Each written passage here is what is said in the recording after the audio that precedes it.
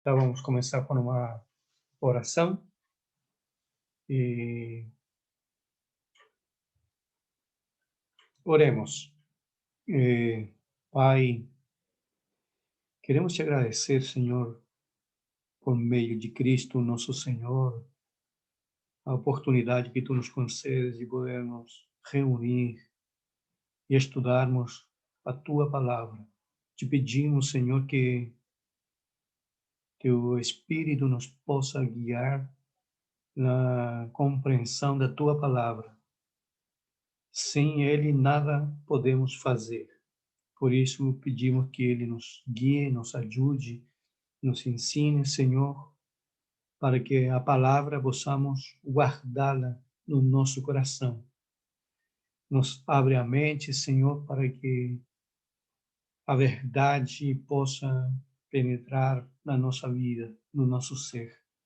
Abençoe cada um dos meus irmãos e nos ajude, Senhor, a glorificar melhor, conhecer melhor o Senhor para poder servi-lo, para a sua glória, no santo nome de Jesus. Amém. Amém.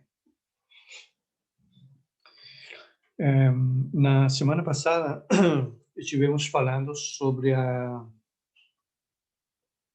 doutrina da Trindade, que esse é o nosso tema, nos últimos sábados. A Confissão de Fé diz, no capítulo 2, ponto número 3, diz que neste ser divino e infinito há três pessoas: o Pai, o Filho e o Espírito Santo, de uma substância igual em poder e eternidade, possuindo cada uma inteira essência divina, que é indivisível. O Pai de ninguém é gerado ou procedente, o Filho é gerado eternamente do Pai, e o Espírito Santo procede do Pai e do Filho eternamente, todos infinitos e sem princípio de existência. Portanto, um só Deus que não deve ser dividido em seu ser ou natureza, mas sim distinguido pelas diversas propriedades peculiares e relativas e relações pessoais. Esta doutrina da Trindade é o fundamento de toda a nossa comunhão com Deus e confortável dependência dele.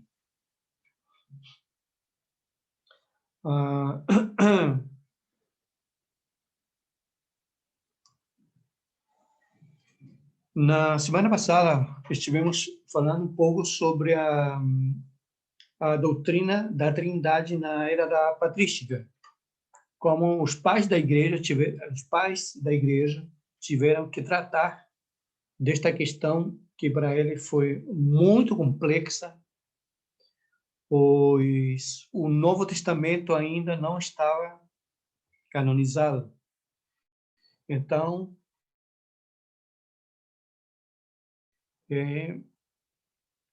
e com relação às demandas do Filho de Deus, que tudo levava a crer que Jesus era Deus. Então, os pais da igreja, eles passaram por um tempo difícil, mas foram também dotados pelo Espírito de Deus para que pudessem chegar a uma conclusão clara sobre a doutrina da Trindade. Mas essa questão, eles demoraram aproximadamente 4 séculos, foram 400 anos aproximadamente, onde a igreja pode chegar a uma conclusão com relação à doutrina da Trindade. Porém, na igreja cristã, nós tínhamos o fenômeno dos judeus sendo convertidos ao evangelho. E eles traziam, sempre tinham presente o Shema. Deus é somente um. Mas também estavam chegando na igreja os gregos, aqueles que estavam sendo convertidos e traíam, já estavam trazendo a influência grega, que negavam a divindade de Jesus. Então, a igreja passou por um tempo muito difícil, complexo, mas os pais da igreja, eles, diante de toda essa questão, eles se viram na necessidade de convocar o Concílio de Niceia, no ano 325, onde aí, nesse concílio, já deixaram claro que o Filho de Deus tem a mesma essência do Pai. Em outras palavras, concluíram que Jesus realmente é Deus. Esse concílio foi convocado por Constantino, no 20 de maio do 325. Esse concílio foi relativamente curto, durou menos de um mês, 29 dias, exatamente. E chegaram, então, a essa conclusão, onde participaram vários bispos cristãos.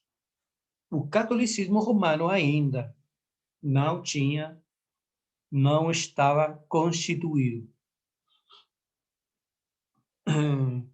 Então, esse concílio foi convocado para resolver muitos desacordos surgidos dentro da igreja de Alexandria com relação à natureza e a verdadeira natureza do Filho de Deus com seu Pai. Especificamente, se Jesus teria sido gerado pelo Pai desde seu próprio ser. Mas a igreja chegou à conclusão que Jesus possui uma natureza divina. Porém, o concílio não resolveu completamente a questão da Trindade, porque não se resolveram as questões relacionadas com a terceira pessoa, o Espírito Santo. Então, veio depois o concílio de Constantinopla, no ano 381, que fez realmente justiça à terceira pessoa da Trindade. O concílio de Constantinopla, então, afirmou que o Espírito Santo também faz parte da Trindade, embora esse concílio não foi tão exato, tão preciso na sua declaração. Daí que era aquilo que nos comentava Revelino na semana passada, temos a figura de Agostinho, quem foi uma influência muito grande para que a igreja pudesse chegar a uma conclusão bem clara sobre o Espírito Santo, sobre a Trindade. E ele escreveu uma obra que chamada, acho que está no português, né, Reverendo? A Trinitate, de Trinitate, que é a obra onde ele trata sobre a questão da Trindade, e ele faz um esforço especial para ver como a humanidade seria capaz de compreender a Trindade. Daí que ele, então, dá bastantes exemplos, né, com relação à Trindade. Depois isso vai ser corrigido, mas devemos entender dentro de um contexto que a contribuição que fez Agostinho foi muito grande para que o Concílio de Constantinopla declarasse já oficialmente que o Espírito Santo é Deus. Revelino, você pode nos comentar um pouquinho sobre, você me comentou que você leu um pouco a Trindade de Agostinho. Agostinho, ele começa, porque é um livro extenso, né, uma obra extensa, tem quase 700 laudas. E ele começa falando da Trindade já como um dogma. Ele não quer provar a existência da Trindade. Ele não quer provar a origem da palavra trindade, está tertuliano. Não, para ele já nasce assim. É um dogma, é uma verdade. Depois disso, ele vai construindo pensamentos, né? Proposição, digamos assim. Como é que se deve pensar em Deus? Como é que o cristão, como é que o devoto, como é que o santo deve pensar em Deus? Aí ele vai dizer, ele vai pensar em Deus como o Deus Pai, Deus Filho e o Deus Espírito Santo. Você quer ter um cuidado todo especial de não criar uma imagem. Aí ele vai falando dos poderes, do poder, né? Não são, Deus é todo-poderoso, o Pai é todo-poderoso, o Filho é todo-poderoso, o Espírito Santo é todo-poderoso. São três poderes? Não, não são três poderes. É um poder. Aí o Pai é onipresente, o Filho é onipresente e o Espírito Santo é onipresente. São três onipresentes? Não. Deus é onipresente.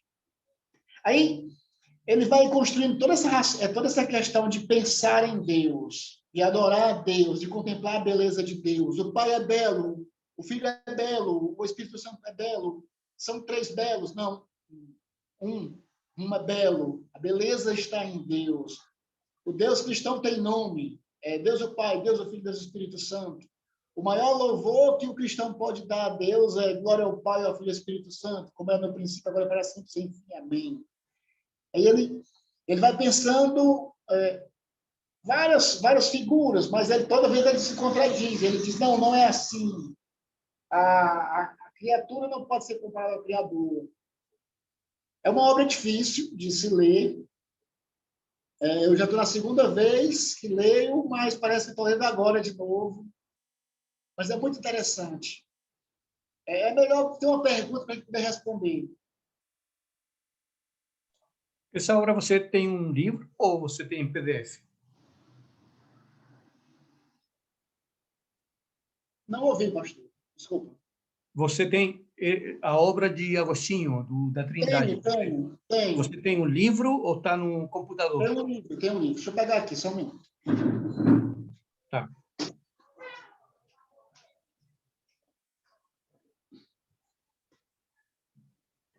Muito bem.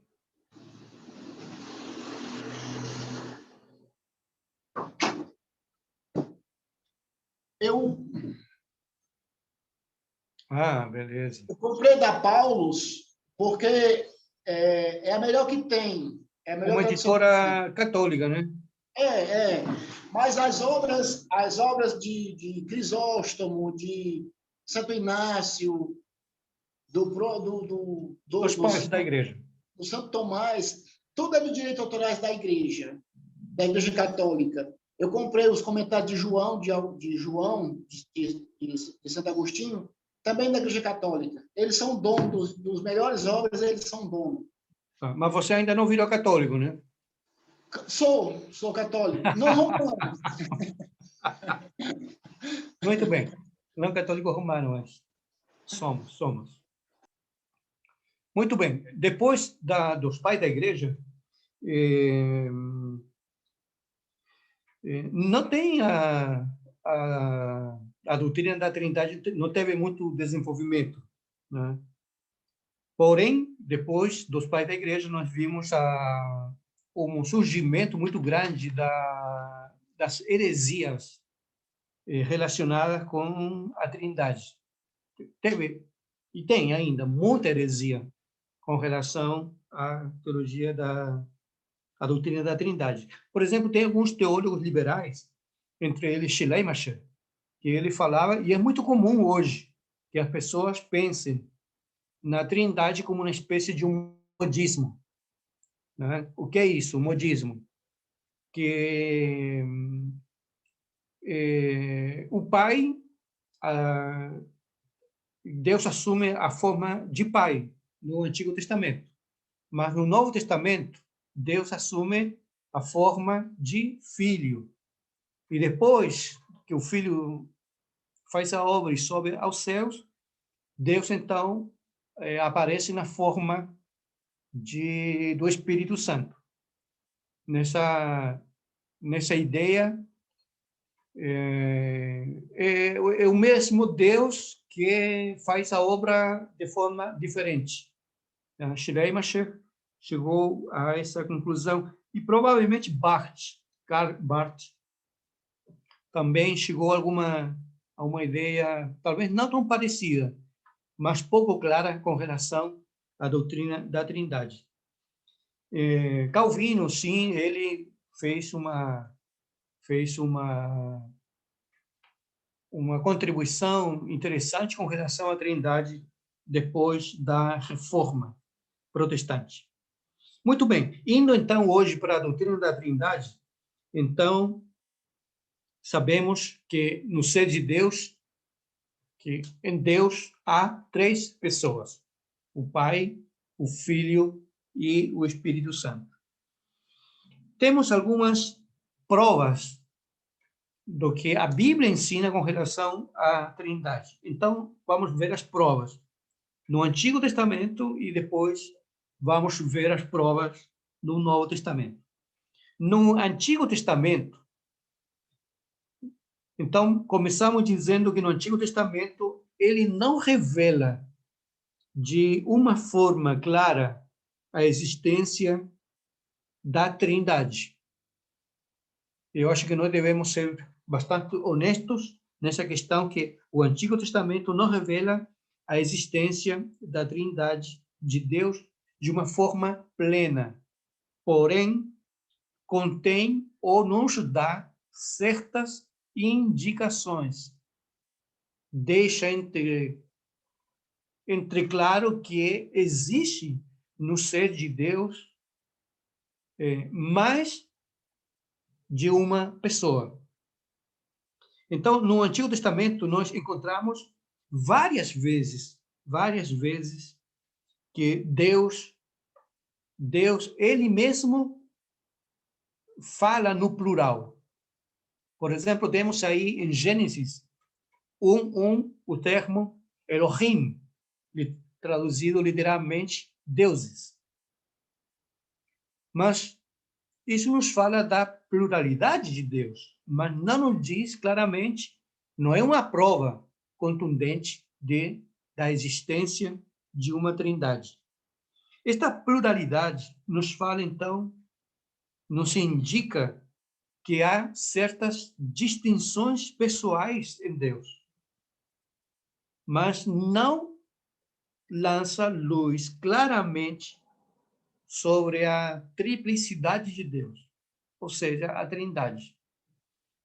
Por exemplo, alguns autores dizem que no Antigo Testamento temos a sabedoria e a justiça, que falam como se fosse uma espécie de uma encarnação, mas não é contundente o argumento. Tá? Somente considero que no Antigo Testamento ele é como um relâmpago que nos mostra no horizonte que há uma pluralidade em Deus. Por exemplo, quando temos Revelino, você pode ler aí, e o Narcísio pode ler em Gênesis 1:26, e Narcísio, Gênesis 11:7.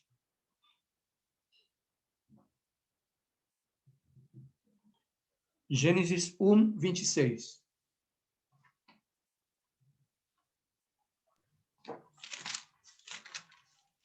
Também disse Deus: façamos o homem à nossa imagem, conforme a nossa semelhança.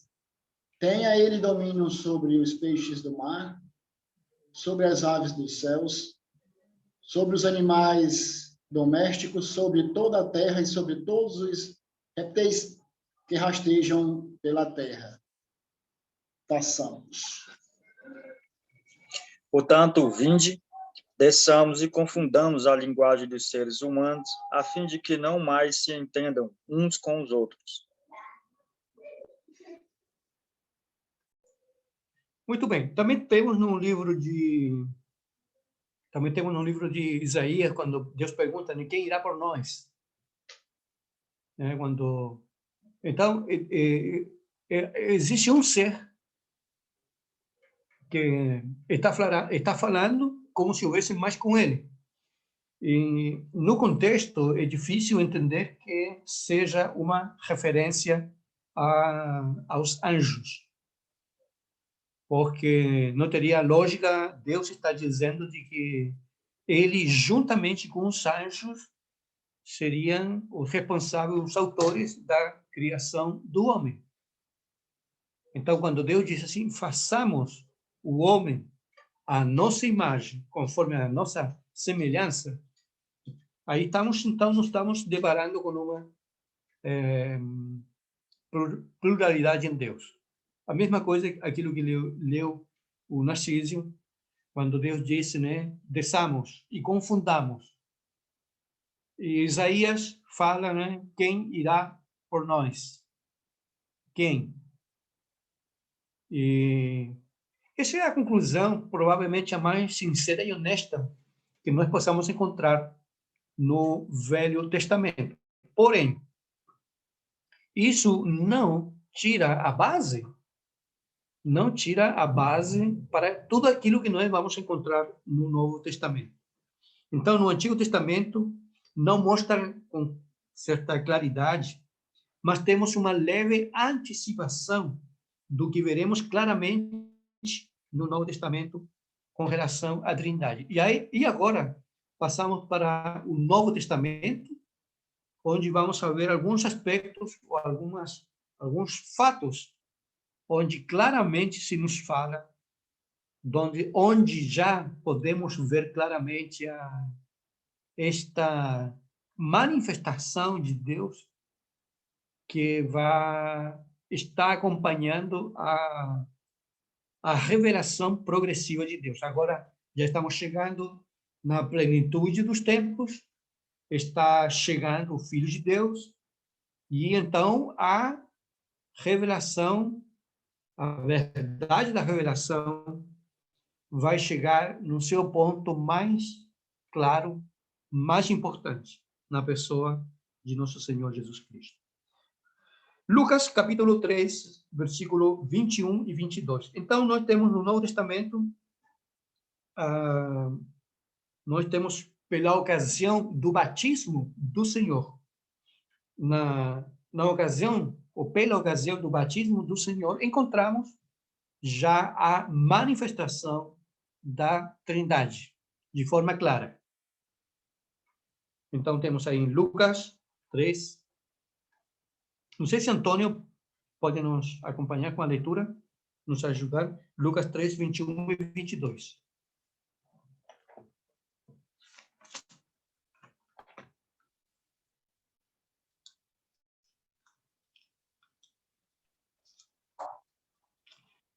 Está ouvindo? Graças a paz. Sim, graças a paz. Estamos ouvindo. 3, 22 e 23, né? Lucas, capítulo 3, versículos de 21 e 22. Perdão.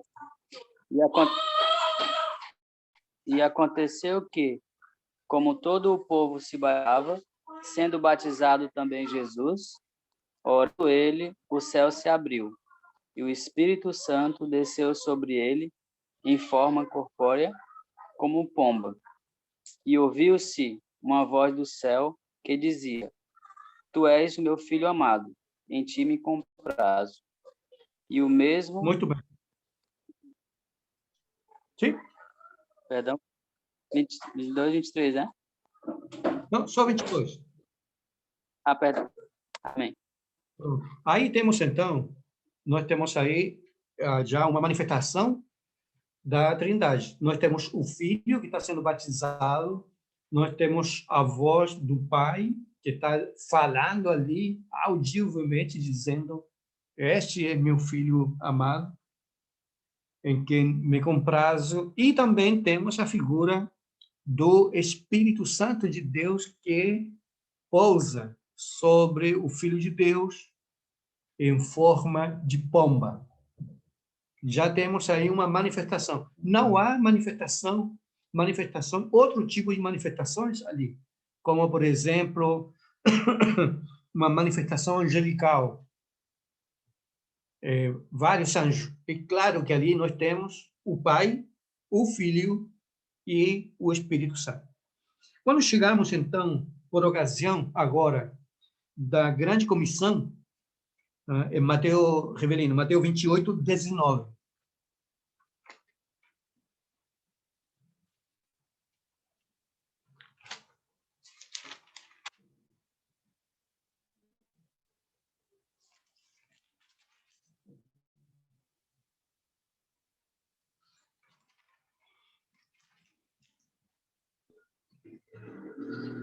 Jesus,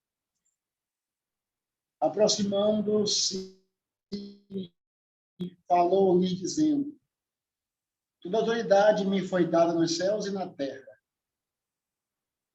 Ide, portanto, fazer discípulos de todas as nações, batizando-os em nome do Pai, do Filho e do Espírito Santo, e ensinando-os a guardar todas as coisas até que vos tenho ordenado. E eis que eu estou convosco todos os dias, até a consumação dos séculos. O que nos chama a atenção deste texto aí, Rivelino? Com relação à Trindade. O batismo, que é uma coisa que Jesus requer para si, ele diz, João Batista vai dizer, né, que que eu vos batizei com água, mas ele vos batizará com o Espírito Santo. Aí, e quando Jesus diz, dá o ministério do batismo para os seus seguidores, ele diz, portanto, ide e batizai, em nome do Pai, do Filho e do Espírito Santo. Essa forma batismal, essa forma de junção, de comunhão, de agregação com esse outro ente chamado Deus, Pai, Filho e Espírito Santo. Isso aqui nos encanta. Isso é o belo que a gente vê nos evangelhos. O Pai, o Filho e o Espírito Santo. Deus. Muito bem. Temos, então, no batismo, uma manifestação da Trindade, e temos agora na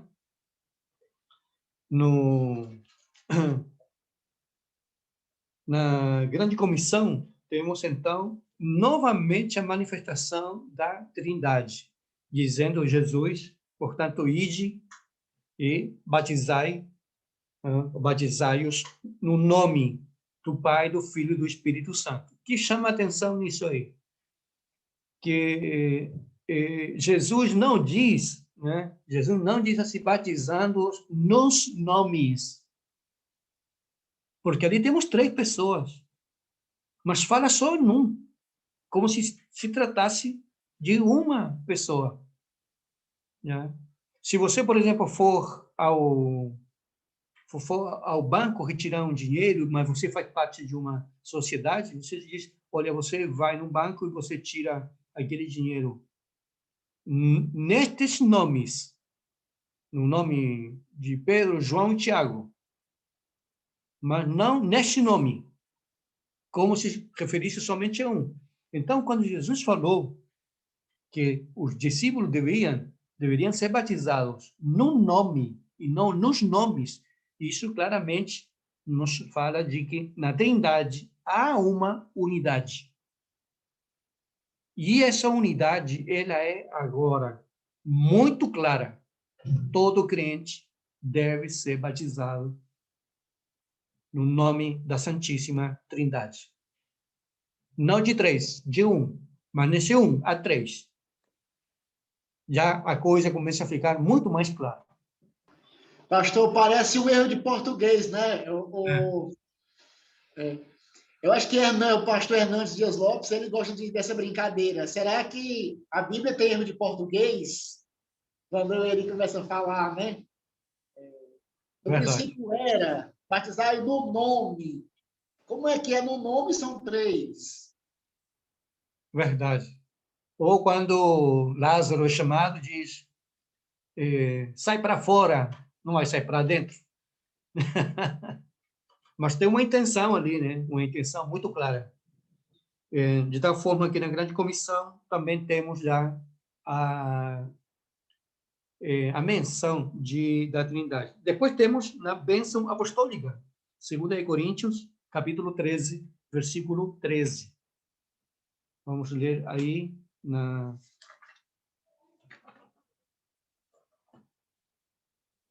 2 Coríntios.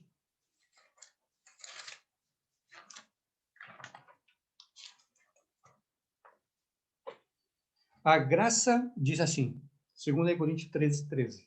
A graça do Senhor Jesus Cristo e o amor de Deus e a comunhão do Espírito Santo sejam com todos vós.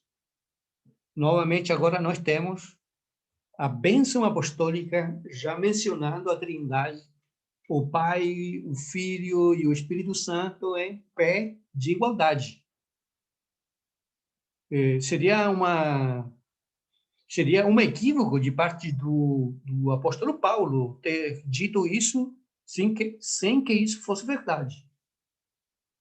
Mas já nós temos esse selo da parte de Deus no Novo Testamento. Não é somente uma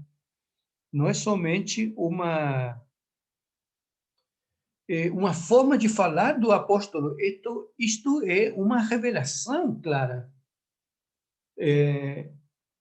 No batismo aparece o Pai, o Filho e o Espírito Santo. Na grande comissão, o Pai, o Filho e o Espírito Santo. Nós temos agora na bênção apostólica, que repousa sobre a igreja e os crentes, né? Que a graça de Deus, o Pai, que a graça do Senhor Jesus Cristo, o amor de Deus e a comunhão do Espírito Santo sejam com todos vós. Já isto fica muito, muito claro. É uma bênção trinitária. É uma bênção trinitária que a Bíblia já afirma categoricamente. E também temos, por ocasião da redenção do homem, do pecador, temos novamente a menção da atividade trinitária de Deus. E aí temos, revelando em 1 de Pedro, capítulo 1, versículo 1 e 2.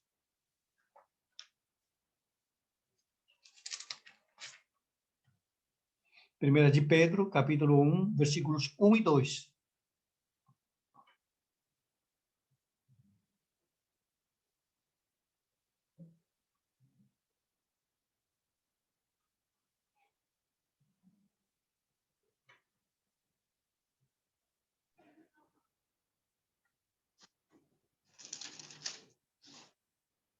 Pedro, apóstolo de Jesus Cristo, aos eleitos que foram forasteiros na dispensação do Pôncio, Galácia, Capadócia, Ásia e Bitínia, eleitos segundo a presciência de Deus Pai, em santificação do Espírito, para a obediência e aspersão do sangue de Jesus Cristo. Graça e paz a vós vos sejam multiplicados. Segundo a sua muita misericórdia, nos regenerou para uma viva esperança, mediante a ressurreição de Jesus Cristo dentre os mortos. Muito bem, aí temos a menção novamente, né, por ocasião da redenção do homem, do pecador, novamente temos a menção da Santíssima Trindade, a presciência de Deus Pai, a santificação do Espírito e a aspersão do sangue de Cristo Jesus pelos pecadores. Então, temos aí, no Novo Testamento, então, já temos estas manifestações bem claras, que sempre são pronunciadas de uma forma unida da existência trinitária de Deus. Porém, ainda bem que nós já tratamos sobre essa questão, depois passamos a considerar por separada esta Trindade. Então, a Bíblia claramente atribui natureza divina ao Pai a Bíblia atribui natureza divina ao Filho, ao perdoar pecados, aceitar adoração, reconhecer, conhecer, digo, o coração do homem, ao cumprir a lei, completamente a lei de Deus. E no mesmo fato de ele dizer que ele é o próprio Filho de Deus. Os judeus, quando acusaram Jesus para sentenciá-lo à morte, e o sacerdote perguntou, né? Ele perguntou, diz-nos a verdade, tu és ou não és o Filho de Deus? E ele disse, eu sou. De aqui em diante vireis o Filho de Deus, né? Vindo nas nuvens, com grande poder e glória. E então eles falaram, não há necessidade de nenhuma outra acusação, de algum outro testemunho. Aí temos estas manifestações, no caso da pessoa do nosso Senhor Jesus Cristo, de uma forma indireta, mas também temos muitos textos que nós já consideramos, que nos falam claramente que Jesus é Deus. No princípio era o Verbo estava com Deus, o Verbo era Deus. Ninguém viu jamais Deus, o Deus unigênito, que está no seio do Pai, ele o revelou. Temos a série de expressões e declarações de Jesus dizendo, eu sou o bom pastor, eu sou o caminho, eu sou a verdade, eu sou a vida, eu sou a ressurreição, eu sou a porta. E é um tipo de declaração que Deus fazia no Antigo Testamento, né? E temos a Bíblia, o apóstolo Paulo falando, né, que Deus, Jesus, não estimou como coisa superior o fato de ser igual a Deus. E João, quando escreve a sua carta em 1 de João 5:20, novamente menciona, né, que estamos no verdadeiro, em Jesus Cristo. Este é o verdadeiro Deus e a vida eterna. Hebreus nos fala também, teu trono, ó Deus, é um trono de equidade, fazendo referência ao Senhor Jesus Cristo. E depois temos que a Bíblia separadamente também considera que o Espírito Santo também é Deus. Diante disso, das evidências que encontramos no Antigo e no Novo Testamento, podemos então concluir que existe no ser de Deus uma só essência divina. Tá? Essa é a conclusão que nós podemos chegar com a exposição desta doutrina. Existe no ser divino só uma essência indivisível, ou seja, existe somente um Deus indivisível, que ele não pode ser dividido. Não há três deuses. Não há três deuses. Há somente um Deus, que tem uma essência que não pode ser dividida. Aí temos, então, Deuteronômio 6:4, o Shema, né? O Hashemá. Shema Israel Adonai, Eloheinu Adonai Echad. Ouve, pois, Israel, o Senhor vosso Deus é um só. E Tiago também diz a mesma coisa no Novo Testamento. Tu crees que Deus é um só?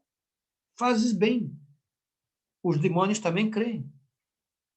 Então a Bíblia é clara, um só Deus, indivisível na sua essência.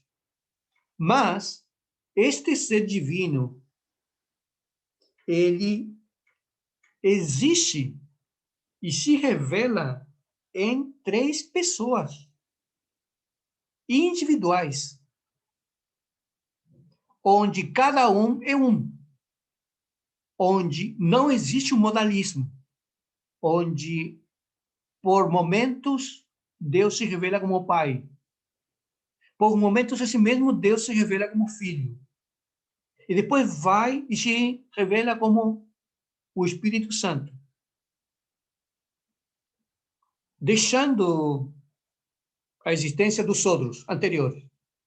Não, no ser de Deus encontramos 3 pessoas. E 3 pessoas individuais. Daí que faz sentido, muito sentido, quando Jesus disse, né?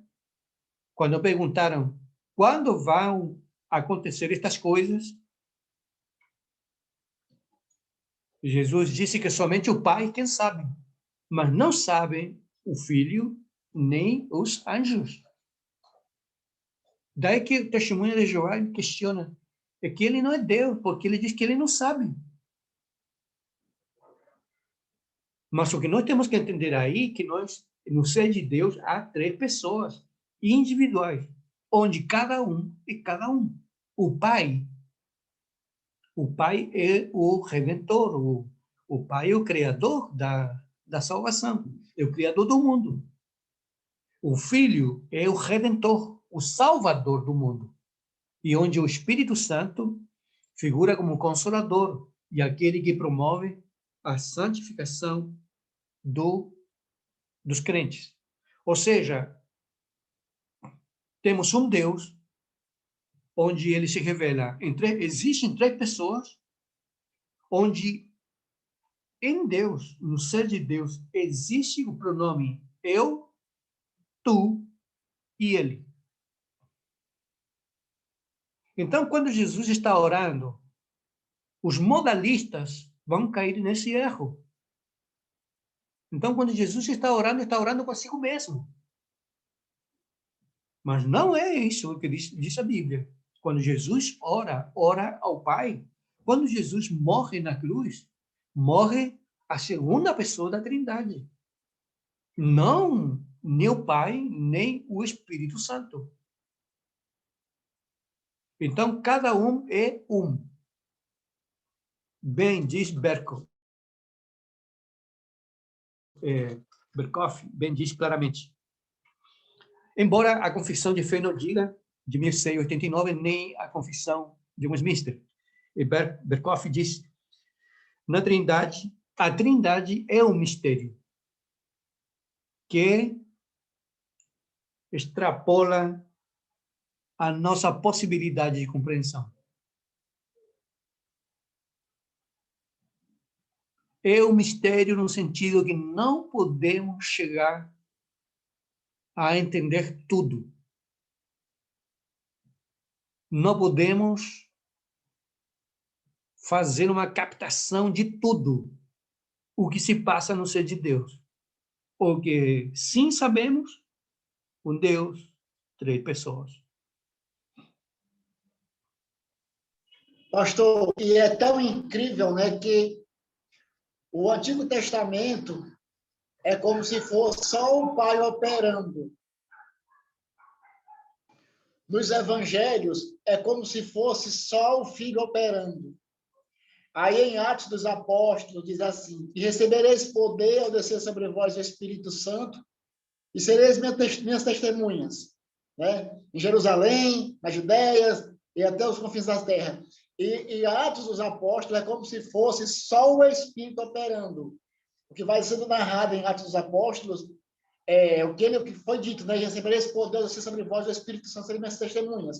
Em Jerusalém, na Judéia, aí vai acontecendo as manifestações do Espírito Santo sendo escritas em Atos, do jeito que é dito, né? Serem minhas testemunhas em Jerusalém, na Judéia e até os confins da terra. Isso é muito engraçado. Ao mesmo tempo que a gente pensa, é só o Pai, é só o Filho, é só o Espírito, mas aí o mesmo livro vai dizer, não, ali está o Pai, o Filho e o Espírito operando juntos. Exatamente, sempre juntos. Porque no Antigo Testamento temos o Pai, mas não temos o Pai sozinho. Ele está falando às vezes, façamos, desçamos, quem irá por nós? Às vezes temos o anjo do Senhor, que está sendo adorado ali. Nós temos o 4º homem na fornalha. Nós temos as manifestações de Jesus no Antigo Testamento. Nós temos encarnações, porque a encarnação só ocorre no momento que ele veio à Terra. Mas temos manifestações dele, e também temos manifestações do Espírito Santo, por exemplo, na conversão nacional de Nínive, de que toda Nínive se converteu. 120 mil pessoas. Como acontece isso com a pregação mais curta do mundo? De um cara que pregou de mau jeito ainda, e com motivações erradas. Pregou para não ser ouvido.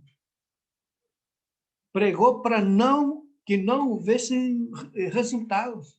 E ocorre a manifestação. Só pode ser uma manifestação sobrenatural. Ou no caso do dia de Josias, que Israel, Judá, estava arrasado, não tinha nada, iam para o exílio. Mas um menino de 12 anos fez uma reforma. E, por causa dessa reforma, veio um avivamento. Então, sempre temos, no Antigo Testamento, temos a manifestação de Deus o Pai, mas o Filho está ali, o Espírito Santo está ali. Nós temos aí, em Gênesis 1:1, no princípio, criou Deus os céus e a terra. E o Espírito de Deus pairava sobre a face das águas. Mas, na frente, vai nos dizer que ele estava na criação. Ele fez a criação. Tudo foi feito por ele e por meio dele. Ora, é o Pai, mas também é o Filho. Também é o Espírito Santo. O ministério do nosso Senhor, a mesma coisa. O Filho pregando e revelando ao Pai permanentemente. Permanentemente. Também está falando, no momento determinado, Jesus fala no outro. Mas é necessário que eu vá para que o Consolador ele venha, porque se eu não for, ele não vem. Eu enviarei, e ele não somente estará convosco, estará em vós, o Paráclitos. E também, depois no Pentecostes, essa manifestação extraordinária do Espírito de Deus no Novo Testamento. Mas quem está sendo pregado? Quem é que está sendo pregado? O Filho de Deus. E o que está ocorrendo com a conversão? A reconciliação de quem? Do homem com Deus o Pai. A Trindade. E nós temos algumas aplicações práticas. Por exemplo, considero que toda pregação ela deve apontar para este ser glorioso, Deus. Deus o Pai, Deus o Filho, Deus o Espírito Santo. As nossas orações devem levar em consideração a Trindade. Eu oro ao Pai, em nome de Jesus, guiado e dirigido, porque não sei orar, pelo Espírito Santo de Deus. Os cânticos, os louvores, os hinos devem ser dirigidos ao Pai, ao Filho e ao Espírito Santo. Mas é aí onde nós temos problemas. E geralmente é Jesus, Jesus, Jesus, ou o Pai. E o Espírito Santo, ele é esquecido, ou às vezes ignorado. É provável que em alguma igreja hoje, moderna, se chegasse o apóstolo Paulo e perguntasse como chegou, vocês receberam o Espírito Santo quando vocês creram? E estes falaram, nós não sabemos nem sequer se há Espírito Santo. Podemos ser culpados de um desequilíbrio no sentido de, por exemplo, tem poucos hinos, temos poucos hinos que nos falam da Trindade. Pouquíssimos hinos. E esses poucos hinos são pouco cantados. O negócio hoje é a emoção, não é a letra, é a melodia. E tem que ser melosa, tem que ser melancólica, tem que tocar emoções. E, às vezes, lamentavelmente, cantamos coisas que são doutrinas de pentecostais. Mas a Trindade deve estar presente na pregação, na oração, no testemunho. É o fundamento da nossa fé. É importantíssimo isso na nossa vida cristã. E hoje, lamentavelmente, nós temos pouquíssimo conhecimento da Trindade nas nossas igrejas. Poucas pregações com relação à Trindade, pouca teologia da Trindade. Esta coisa da essência de Deus, substância de Deus, são coisas ignoradas. São coisas completamente ignoradas pelas pessoas. E se alguém, às vezes, chega na nossa igreja sem problema com relação à Trindade, é por causa de uma influência católica. Nada mais. Porque, nesse ponto, o catolicismo é basicamente quase a mesma coisa na doutrina da Trindade. Um católico convertido vai ter problema com Maria. Um católico convertido vai ter problemas com as rezas pelos mortos, mas não pela Trindade. E hoje, inclusive hoje, os católicos que chegarem ao Evangelho hoje, né, não tem problema com o dízimo, porque já é ensinado. Décadas atrás éramos espancados pelos católicos pelo tema do dízimo. Hoje eles são dizimistas.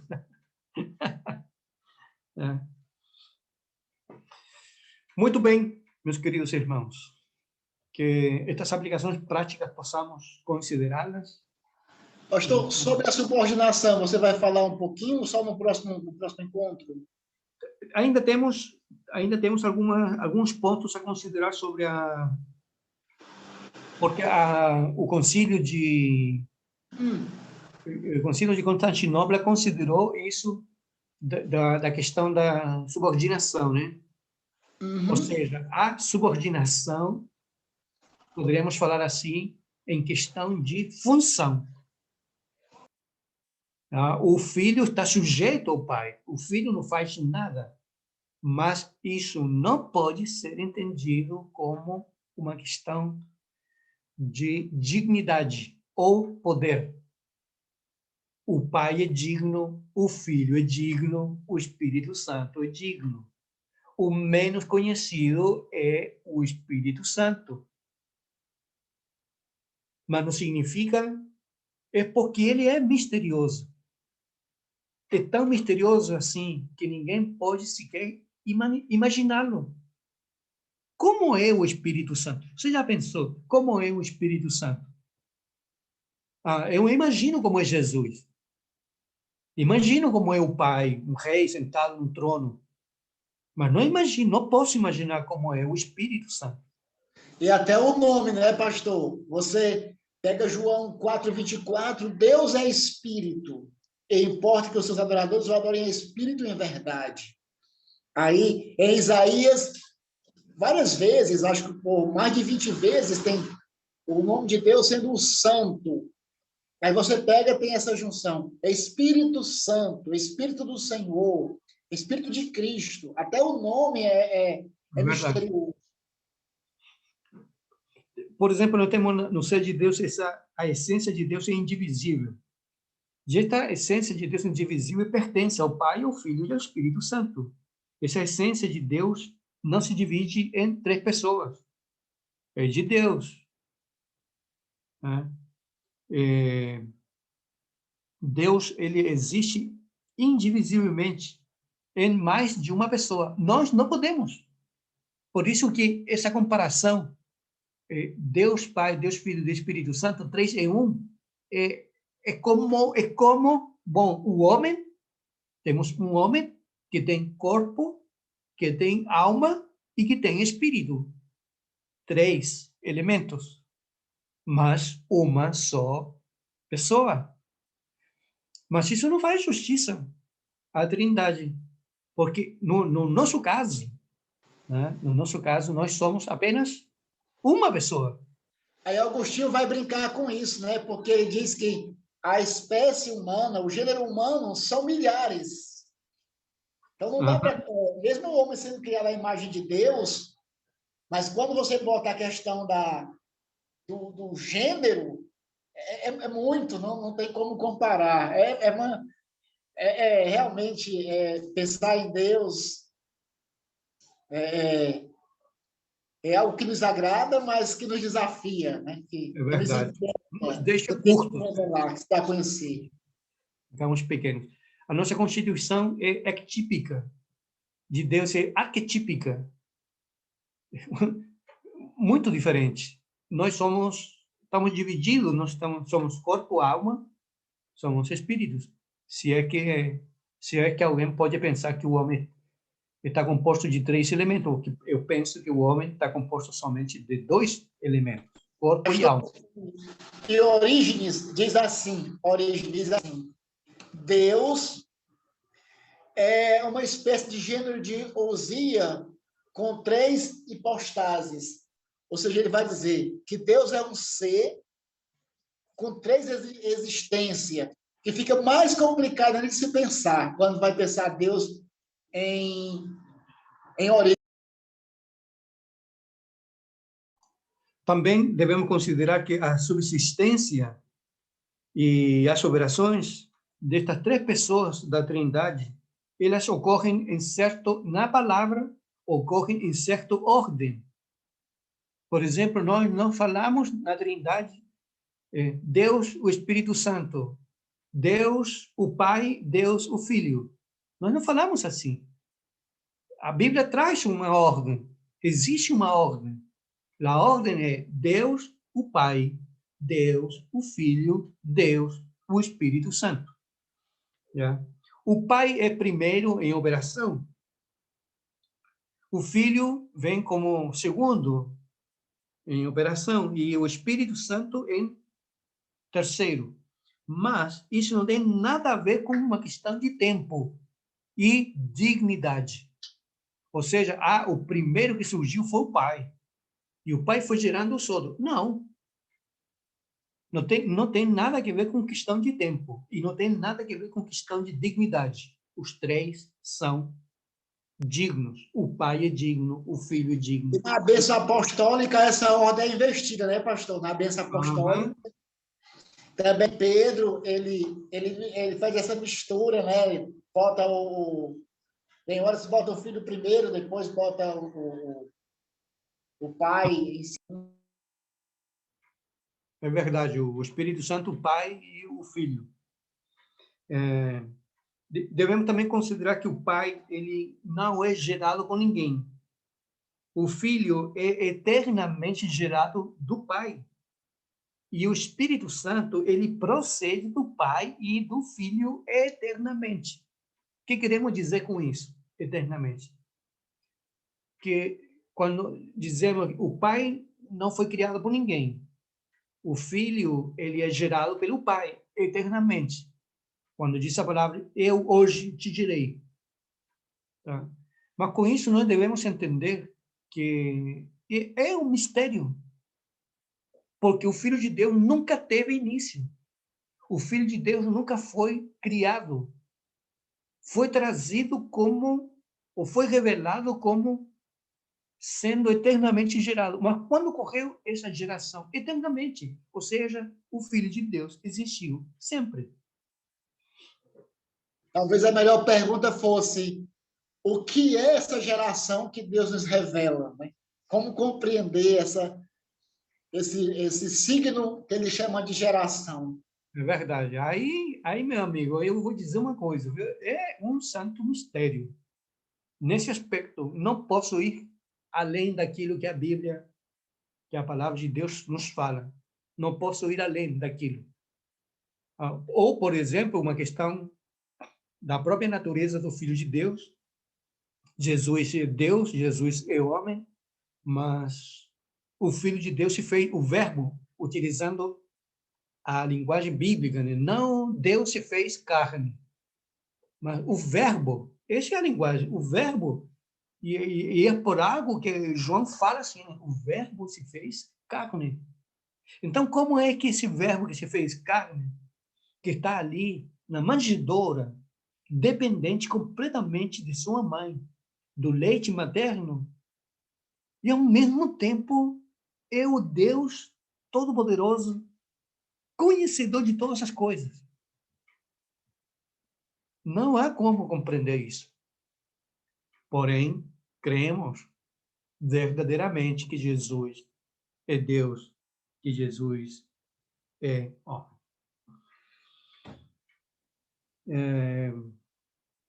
Então, nós vemos que na Trindade há três, nas três pessoas, elas se diferenciam, as três pessoas, porque são diferentes, com uma mesma essência. Então, o Pai é quem cria, é o Criador, o Filho é o Salvador, é aquele que salva, o Espírito Santo é aquele que consola e aquele que santifica os crentes. Aí temos, na nossa história de redenção, de todos nós, temos a manifestação da Trindade. Na nossa salvação, na nossa santificação, temos a manifestação da Trindade. Todos os dias. Todos os dias. Para onde nós nos virarmos, está a manifestação de Deus. Saúde, trabalho, comida,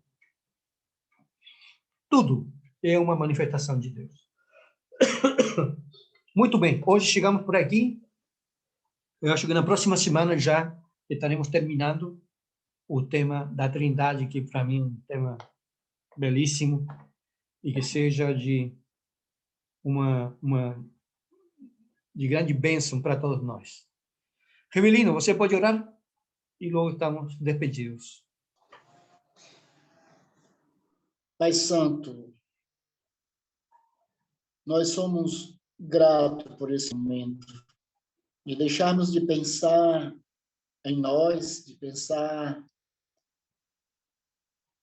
nas nossas necessidades, nas nossas paixões, nos nossos prazeres, e pensar no que há de mais belo, mais sublime, mais augusto, pensar no Senhor. Mas como nós nos envergonhamos, meu Deus, de podermos compreender tão pouco do Senhor. Compreendemos mais sobre o que comer, o que vestir, onde morar, do que aquele que nos criou. Mas nosso consolo, Senhor, é que nós iremos ver o Senhor face a face. Iremos conhecer o Senhor tão bem como somos conhecidos. Ó Deus bendito, se agrade de nos dar poder para vivermos uma vida que exalte e glorifique o seu nome.